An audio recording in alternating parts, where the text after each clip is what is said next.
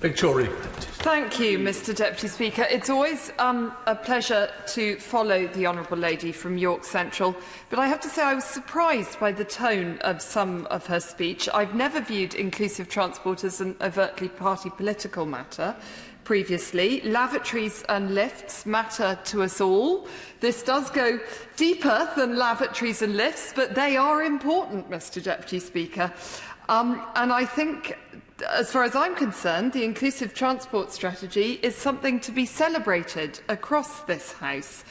I heard what the Minister said earlier in her generous remarks about the great man, the member for Blackpool North and Cleveleys.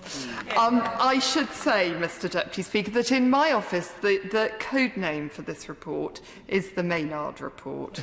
And I do not mean in any sense to denigrate the great work that I have no doubt that the Minister will do taking this forward.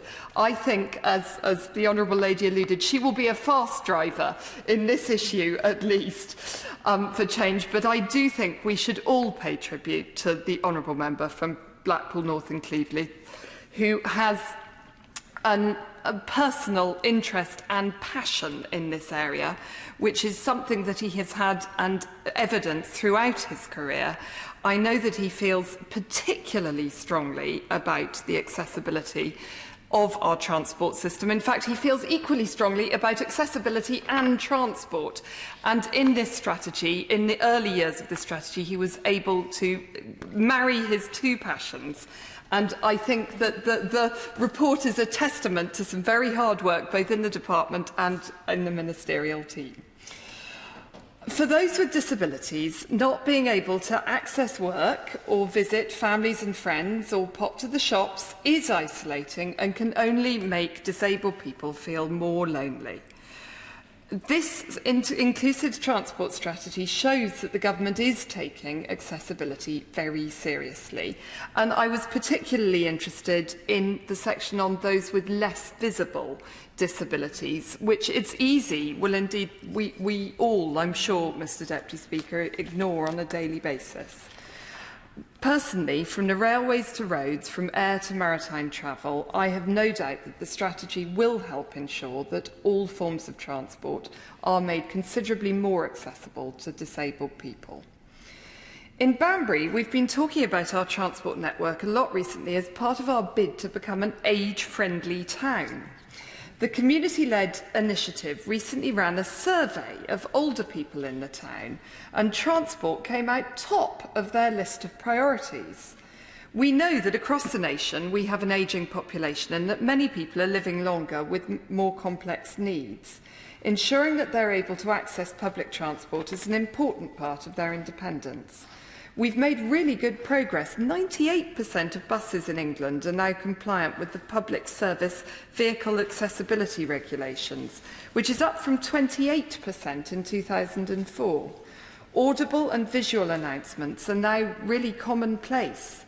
The new £2 million fund available to provide further support to the rollout of these announcements across the UK's bus network is welcome. Many of my constituents have also benefited from community transport initiatives. 2 years ago, the residents of Wendlebury were pleased to receive funding from the department's Community Minibus Transport Fund. Their minibus is available for hire to all villagers and provides a vital lifeline to those who find it difficult to get around. The Volunteer Community Connect Transport Scheme is run by my constituent, Keith Davis, through the Banbury Citizens Advice Bureau. He and his fellow drivers work with the Royal Voluntary Service to help the elderly disabled get to a GP or hospital appointment, pop to the supermarket or meet friends or visit family in town. Their work is really valued by our community and it's right that it should be celebrated. Local councillors have also been working extremely hard to reinstate community bus schemes which had previously gone out of service. In Banbury, I would like to celebrate in particular Councillor Kieran Mallon, who has helped reinstate the B1 Easington route via Kidlington Assisted Transport. 3 other bus routes have also been piloted, the B7A and 7B in Grimsbury and Poets Corner and the B8 in Hardwick. I'm hopeful that they will become regular routes. We know that outside of this inclusive transport strategy, the Department's currently looking at the use of Section 19 and 22 permits by some community transport operators. It's really important that any action taken is proportionate and does not put any of those schemes at risk. We must continue to be proud of the support and help that has been given to community transport services by the government.